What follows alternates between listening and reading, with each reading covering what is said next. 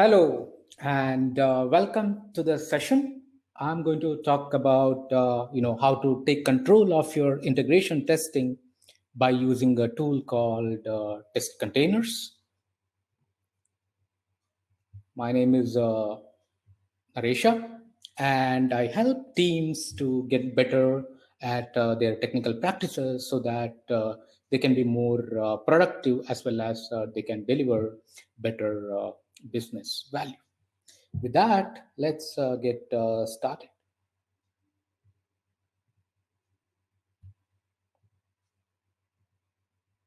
Think about integration testing. Hope all of you have written integration tests. Take a moment to think about how was the experience of writing integration tests. Was it good? Was it time consuming? What do you think? Most of the time, the experience is not very great, right? People don't want to talk about their integration testing experience because instead of, you are having the control on the system with which you are integrating, most of the times you end up, under the control of the system with which you are going to integrate. So you don't have the control. The system mostly, especially if it is a legacy system, is going to be a very, very challenging one. And because of that, what happens is that people don't get enough ROI on the efforts of integration testing, and finally, people degrades. That's how the story moves on. So today I'm going to talk about how you can make use of a tool called test containers and take the control back into your hand, right? The developer has the control on how to write good tests. Let's get started. Take a moment how typically integration tests are run. Usually you would have a deployment pipeline or at least continuous integration system, I believe, from where you would trigger the test. You would typically trigger a test suite, which consists of multiple integration tests. These tests will run one by one, or sometimes they may be run in parallel also. You will invoke the system under test, which in turn invokes some other system, because this is an integration test. For simplicity, let's assume RDBMS, because most of the times you use a relational database management system and get the result back. Then you run some assertions or verifications, and you'll get the result whether test passed or failed, right? Depending on the kind of test, especially, is it just you're testing the integration between a service layer and database, or is it like end-to-end test? The test suite and system under test may be running in the same process or in different processes. If they are in the same processes, you may have better control on how do you do the data setup. Essentially, you could start a transaction, do the data setup, run your tests, perform the verification, then finally you could just roll back the transaction so that database moves back to the original state. Otherwise, you may have more difficulty in setting up the data, especially test suite and system under test are running in two different processes. Let's focus on the RDBMS part, or rather life cycle of the system with which we are integrating. In this, it happens to be an RDBMS, right? So you need a database. It could be MySQL or any other database. So most of the times, in the olden days or even now, what might happen is that some person, like, okay, an admin might be setting up a database and you have the endpoint and you might be using that endpoint. So in this case, the resource or RDBMS instance is already created for you, and your CI pipeline will use that, and the instance or this resource will survive beyond the current execution. And next time when you start your CI again, the same resource would be used. And if there is some inconsistency with the data, you might have trouble, and your tests might fail, because of, not because that system under test is doing something wrong, but because the data was inconsistent. So essentially, the RDBMS lives beyond the CI lifecycle, and you have no control on the system here, RDBMS, on the lifecycle of the system. Let's go one step ahead and look at infrastructure as a code, right? In infrastructure as a code, you could write code to create the infrastructure, and you just have to run those code, and your infrastructure will be set up without manual intervention. Of course, you have a lot of tools implementing infrastructure as code, like Chef, Puppet, Ansible, and many more. What is the benefit do we get by using the infrastructure as code tool, right? Essentially, infrastructure as a code is a principle, and there are multiple tools which implement this. Now, you could just invoke the setup instructions right from your CI pipeline, which will set up the database for you with some then you could run some initial setup, so that database in a state where you want to run the tests. Rest of the part remains the same.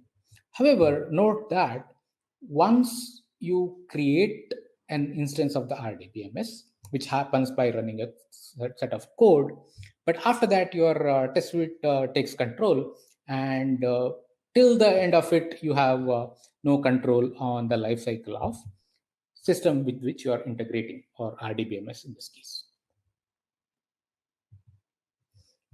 Docker also happens to implement infrastructure as code, because you are going to run a set of instructions which will be run, and an image is created for you.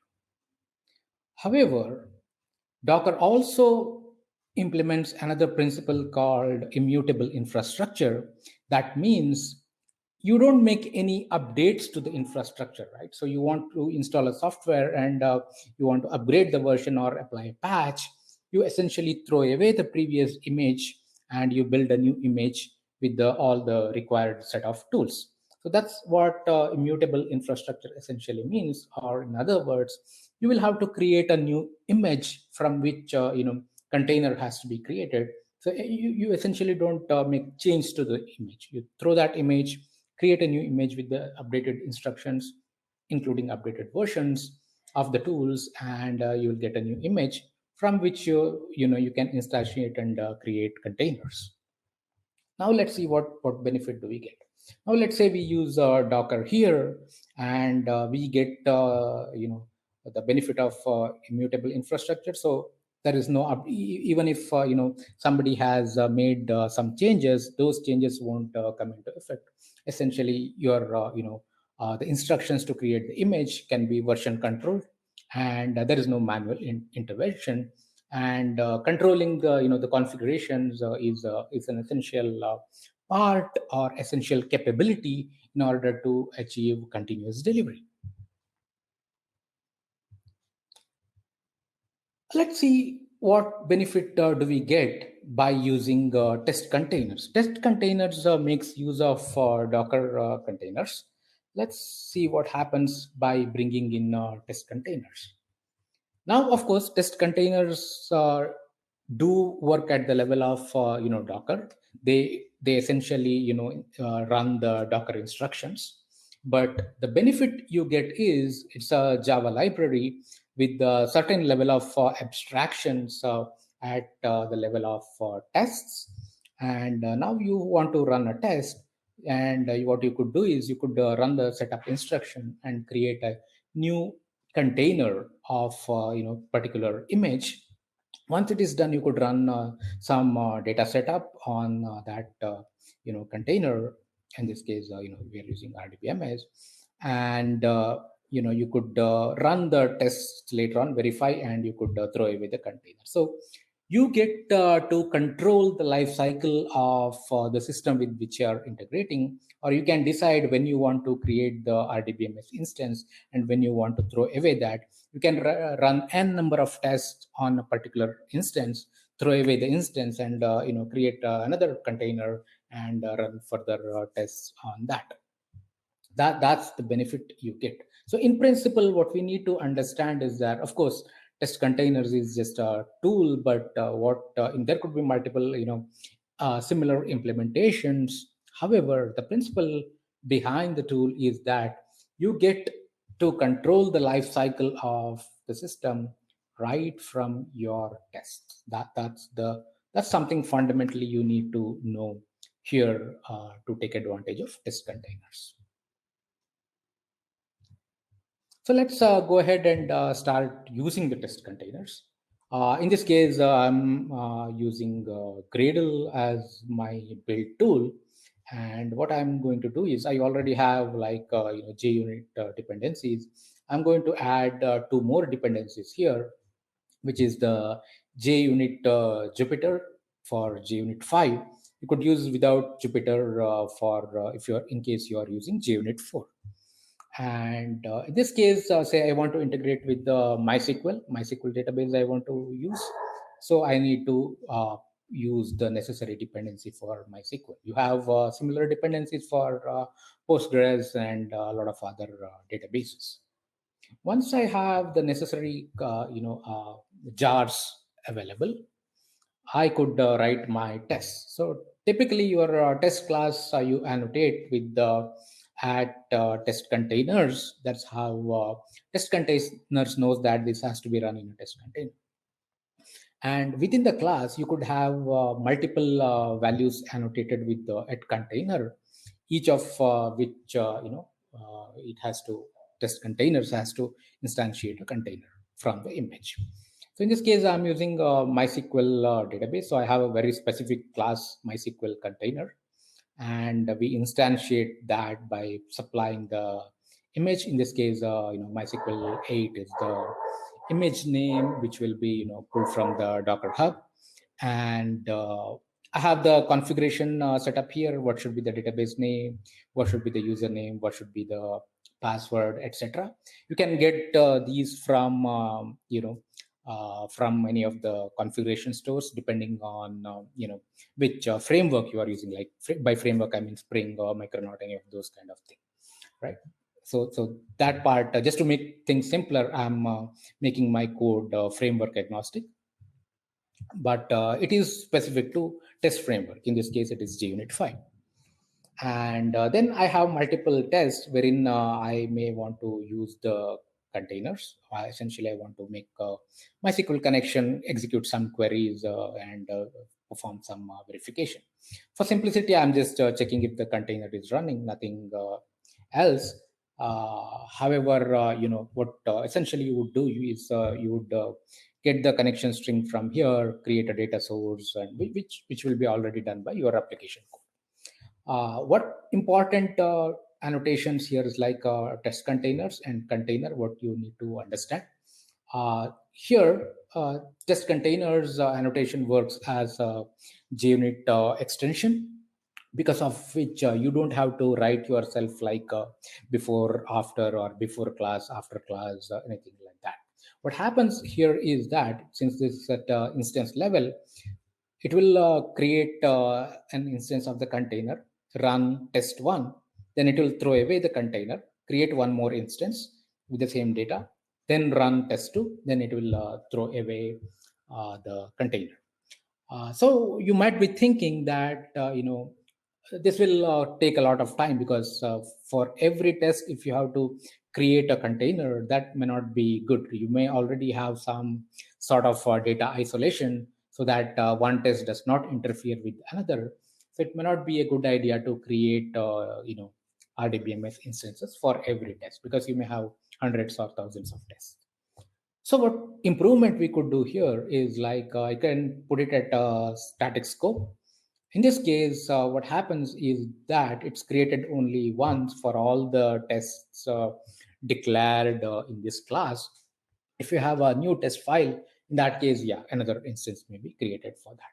So previous case, we had container per test in this container per test class.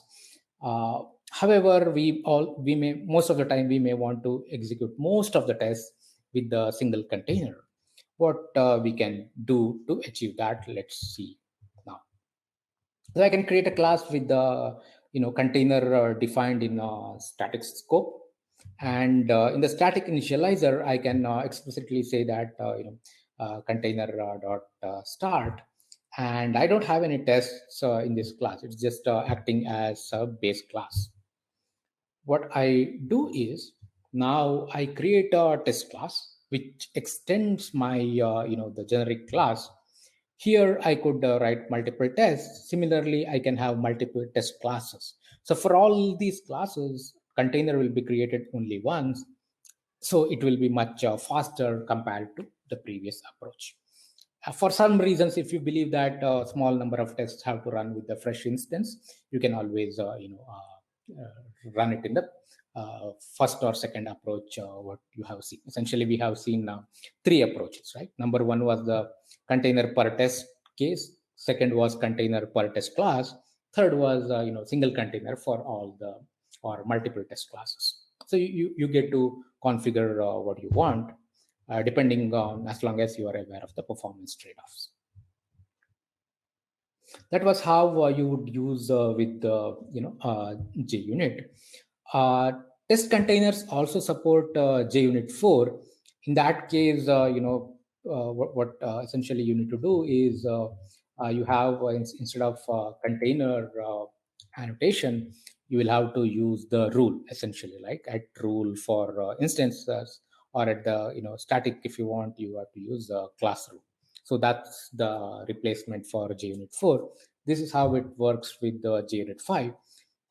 Also, test containers support Spark test framework out of the box, and we are going to see an example in the coming slides.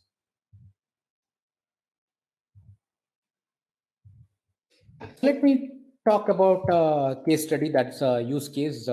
Maybe this was the first time when I used test containers in a project. So this was actually a Grails project. We were already, the application was already running in production, and we were using H2 for integration testing because it's in memory, it's faster. We could get all those benefits. It's easy to integrate with. Essentially, that was the trade-off, right? But let's see, we had one of the problems. For example, this was like just to make the domain simple. I have put the logic in a similar way, even though our actual domain was not conference one. So I have a conference service here, which has a method called get conferences in cities. I pass a list of cities, and you get back list of conferences happening in that cities. In Grails, that is in Gorn, Groovy Object Relational Mapping, what happens is there is a way to write query in Groovy itself. So I could say conference is a class which is an entity where city in city, so which will be converted into a SQL query. Under the hood, it will use Hibernate, and let me show the query. The query will be converted to, the code will be converted to this query, and it runs. So when we use this, it runs absolutely fine with the H2 database. And the problematic area is actually the where clause. What happens is, if cities is an empty list, the corresponding where clause will be where this dot city in just brackets. So let's say we are running with the H2, right? This is we use the H2 driver and just configure in memory database. The test is the one which is used for testing, running the test. And let's say we have a test case here, and we are running the test. This is what used to happen. So during our development, we will run this test, and we think everything is fine because tests are passing here. as you see. However, in the higher environments, we were using MySQL. So you would, use the corresponding driver and other configuration here. And if you are running with, in this case, I'm just, running my tests against MySQL by manually setting up a MySQL instance outside.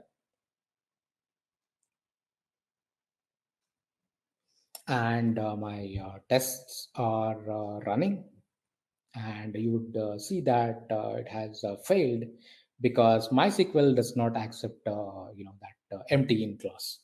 That's essential problem. So due to this, we would have lost the opportunity to discover this error upfront, and the feedback cycle increases. That was the problem we were facing.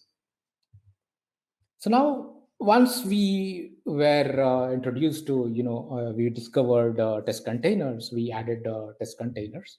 I could, add the bomb here with the version here so that I don't have to repeat the version multiple times. In this case, I'm using a Spark, not JUnit. And I also have the MySQL dependency, MySQL test container dependency.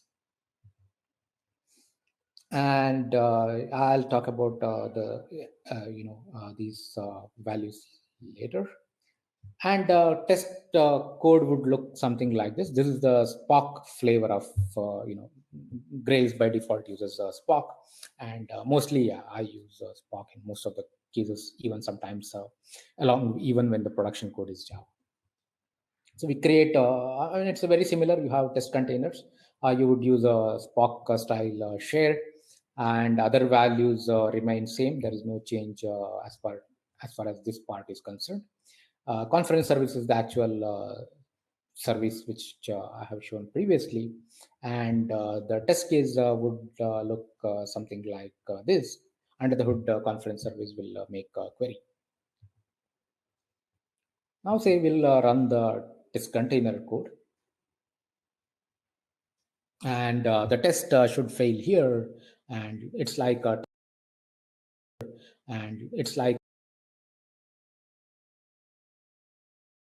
quickly. Now we know that, okay, we cannot use this code, and we would go and fix this code. Essentially, we skip the, if there is no if there is no value, list is empty, we wouldn't make the query at all, because you're not expecting any values in that case.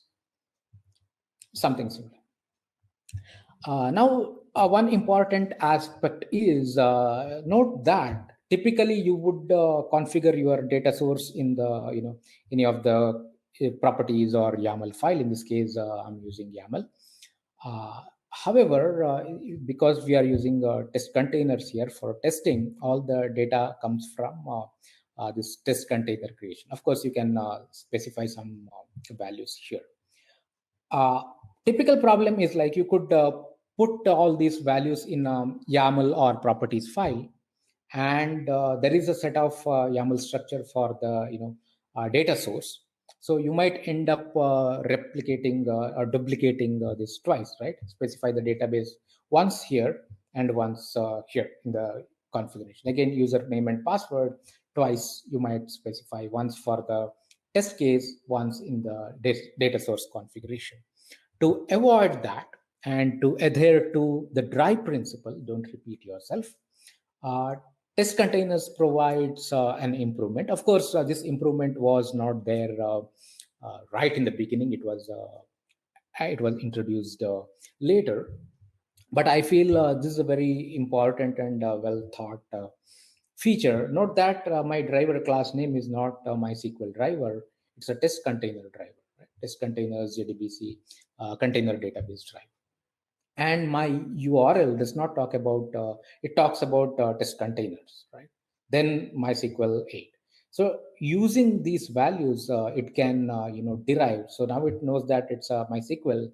So there is a check if there is a MySQL container, and check the values configured here, and it will update the data source URL accordingly from the configuration you supplied while creating the MySQL container.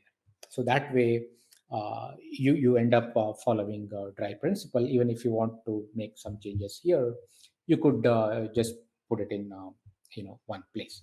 If at all you have to use the same values and create container in multiple places, yeah, then that makes sense to put it in some properties. But I just wanted to make sure that this code is not really framework agnostic. If you are using Spring or Micronaut or Rails or anything, I didn't want my code to be very specific to that. So you can always use your framework specific way to fetch the configuration if you feel to use these configuration in multiple places. Yeah, that was essentially about how test containers solved our problems.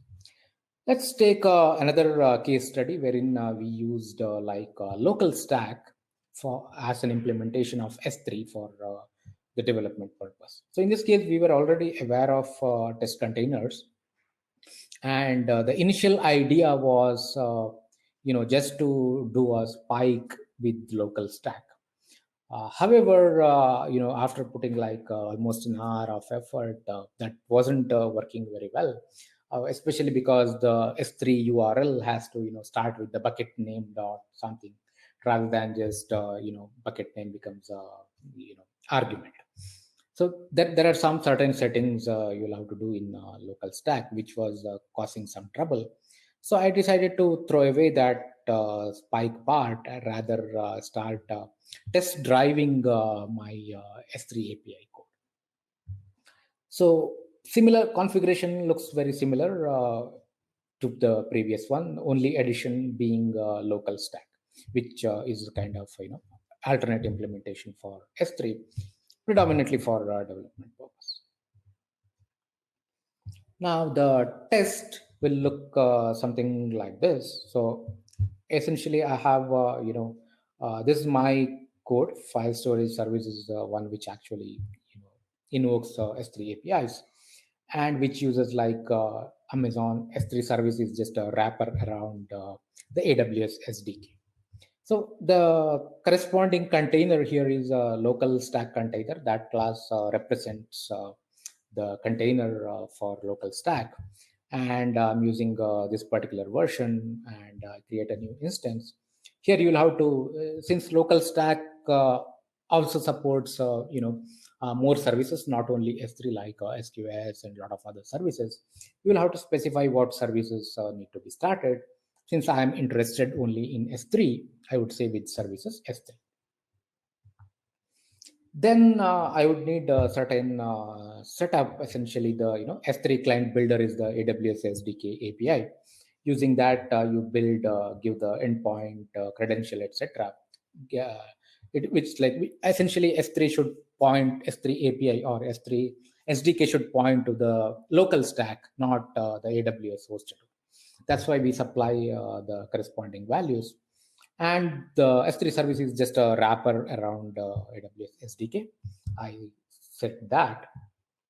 And test code would look like this. I get a file, and I store that file in some bucket. Then I check if file is being stored in that bucket. Then read the file using the same key, and parse the bytes and check if we got the original bytes that we have, which is typically how we would do a file storage flow.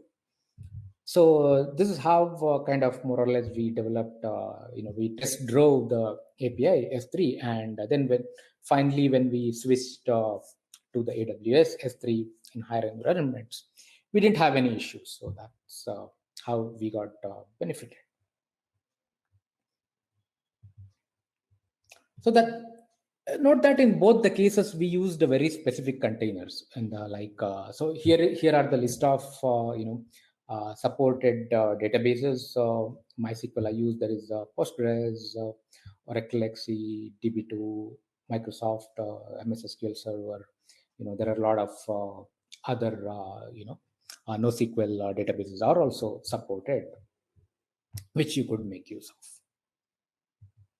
And apart from database, we saw how we used local stack.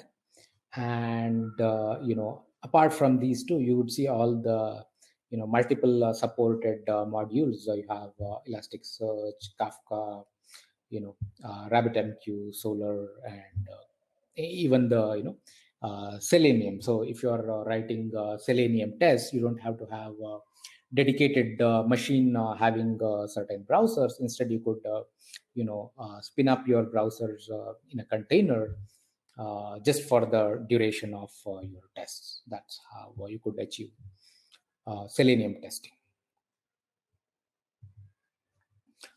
So what if your system, there is no corresponding specific containers available here? Say, for example, you have developed some application which is available as a Docker image. Can we use that with the test containers? That is the next question I'm going to answer, and the answer is yes. So to use test containers, as long as you have a Docker image available, you can achieve that.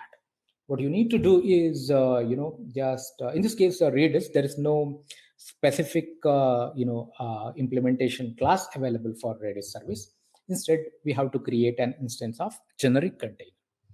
So I would parse the name, in this case, Redis 6, and I'll have to specify certain, ports. What are the exposed ports? Previously, since we know what port is exposed by MySQL, that was always implicit within the MySQL container implementation. But since this is a generic container, we need to explicitly state that, okay, the container exposes port 6379, which is what we might want to use. Once it is done, yeah, you could run, make your Redis API calls on that particular port and run the integration tests. An important part you need to understand is that typically when you run, spin-off containers using the command, you would use that P flag to map your container port to the host port. In this case, what happens is test containers will pick a random port that is free on the host, and it will map this 6379 to that 6379 to that particular port.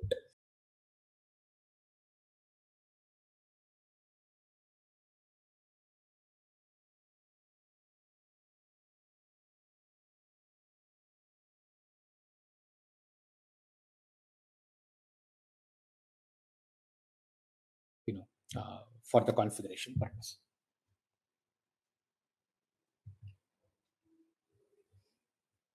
The next part here is I'm creating something like say Tomcat instance, or say I want to, I have a web application which is running on Tomcat, or which is like running with an embedded Tomcat server. For simplicity, I've just taken Tomcat directly. If you have an application which is published as an image, of course you could use that, and which will come up on port 8080. So what is important here, or what you need to understand here, is that before your tests are run, the application has to be up on port 8080.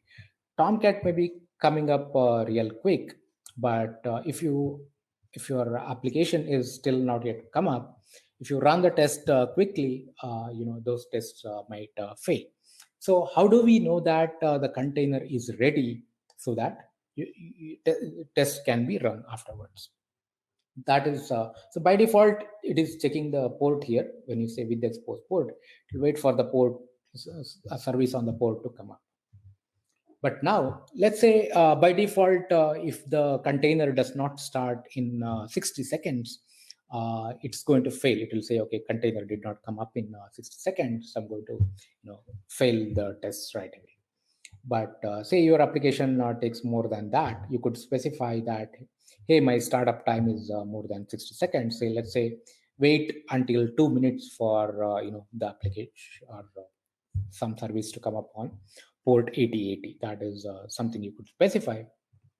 Or in this case, Tomcat is up, but my service is not up actually. That case, you can wait for certain endpoints. You could use any endpoint here, relative one, so that it will wait for particular URL page to be available. So you can use all these options like timeout also in along with this. Need not be used only, you can use all of this configuration together. Or there is also option like you can check for certain status code. Say in this case, endpoint is up on the root, and that should return http status code 200. That is what we say here. But there are a lot of more options like some regex patterns and all. You could check the details here in the testcontainers.org, which documents more options, including like Docker health check and so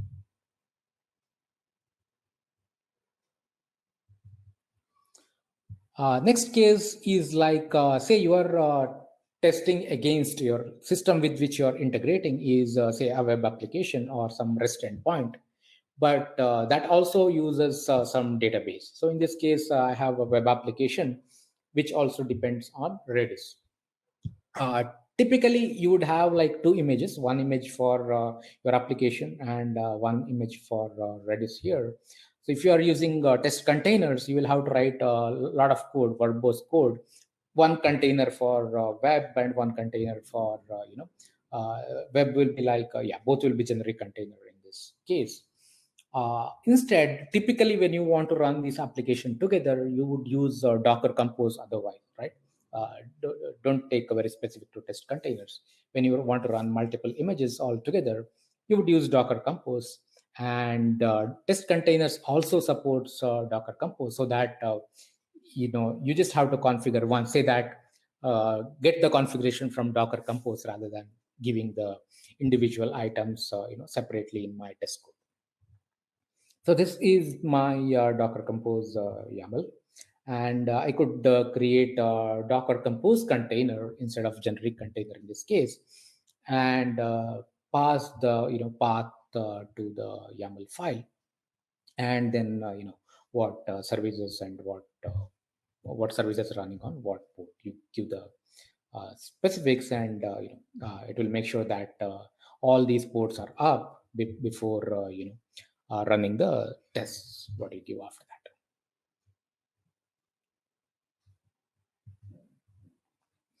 Next, and important part what we need to understand is like, initially when I talked about test containers, and people quickly understood how easy or how productive you can be in writing integration tests with test containers. And interestingly, some people ask me like, okay, now that integration testing is much simpler, can I stop writing unit tests altogether and rely upon my integration tests? The answer is absolute no, right? That's not at all the takeaway what I want you to depart with. Unit tests serve a very different purpose. They are very fast, and if you're especially you are using test-driven development, you can make good progress and make sure that your testability is taken care. Or also wherever you have like calculations or anything which is independent of other systems, you can easily test them quite quickly, and you can run thousands of tests just in a matter of seconds. However, with the test containers, we saw that the productivity benefits are there, right? You can quickly write better integration tests, and you have fine control on the life cycle of the system with which you are integrating, so which adds to developer productivity. However, the runtime cost of integration tests are still there, right? Test containers is not going to solve that. If you have to make a database call, say MySQL database call, which takes X amount of time, which is going to remain the same here. Test containers is not going to make any change. It's not going to change that, right? That performance cost remains the same, while development benefits, you are going to get a lot. That's the predominant benefit of this. So both of them have their own purposes. Integration tests are good. You can make early integration and identify the bugs quicker. That it decreases the it encourages you to write more and better integration tests with the finer control. That benefit you get, while make sure that you keep or you retain the benefits of unit tests, which is like very, very important. Especially, I didn't want to miscommunicate this part. That's why I wanted to put this as a warning. Here are the references. The code, whatever I showed, is already available in this particular repository. For the test containers, this is the official page of the open source project, and soon I'll upload this slide deck in my slide share. With that, I'll be open for questions.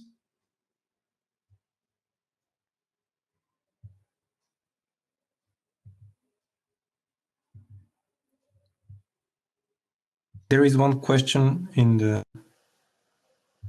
question section. Mm-hmm. You can read it. Where can I see the questions? I can read it for you. Okay. Let's say we have a multiple module, separate Spring Boot apps code base. Can we load one of these Spring Boot apps through test containers during tests of the other apps? Yes, as long as you are able to, say you have two Spring Boot apps, and each of them you are able to create, Docker images out of it. Say two apps resulting in two Docker images. I mean, at least say one is dependent now. Say one you are create a Docker image out of it and use the generic container, and you could create new generic container and give the image name of your Spring Boot app. That's how you could create an app, and you could integrate. You could write integration test against that. Yes, it is.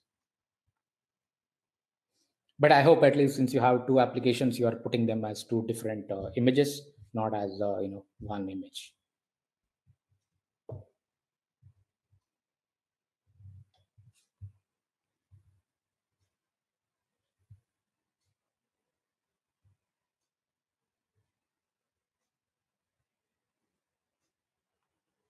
Any other questions?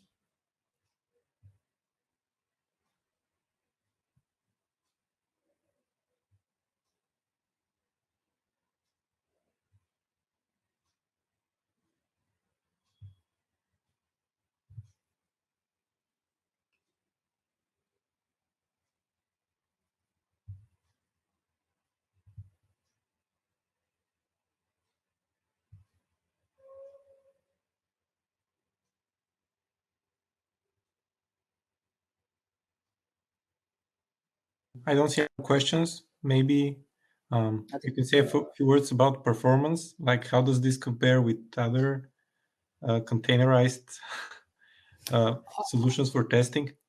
Yeah, so essentially, you see, it uses containers under the hood. So performance aspect will remain. You have the control, and you can decide when you want to instantiate the container and when you want to destroy the container. That is fundamentally the control what you get. I guess there's one question in the chat. Is it right to assume that test containers are not a replacement of component test? It depends how you want to use. See, it can be any integration. If you're testing between two components, that's perfectly fine. It need not be end-to-end test as such, but it's not a replacement for unit tests. That's I would say. So you'll have more. I would say so. You'll have only a small part of your system. Then you have the integration test at next level, which essentially tests the integration between two or more systems. And at further higher level, you may have like tests against the REST API, which are also integration tests in a way. So you can use for any of these integration aspects, you could use test containers. But yeah, not a replacement for unit tests. Spring Boot integration tests, you could use test containers, not a problem. Wherever, especially you spin off the container, you could use test containers. But simple unit test, like where you just have to create an instance of a Java class and call some methods, for those kind of things, you don't, those will still stay, and test containers have no role there.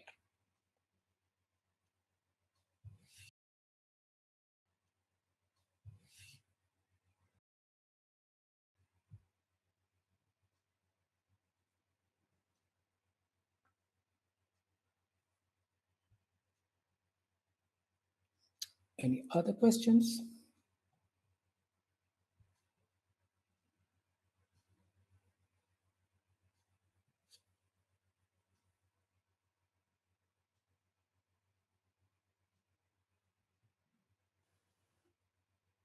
No other questions, we can wrap it up. Thank everybody for participating. Okay, so Thank you, thanks for attending the session, and hope that was useful. Thank you. Thank you. Bye bye.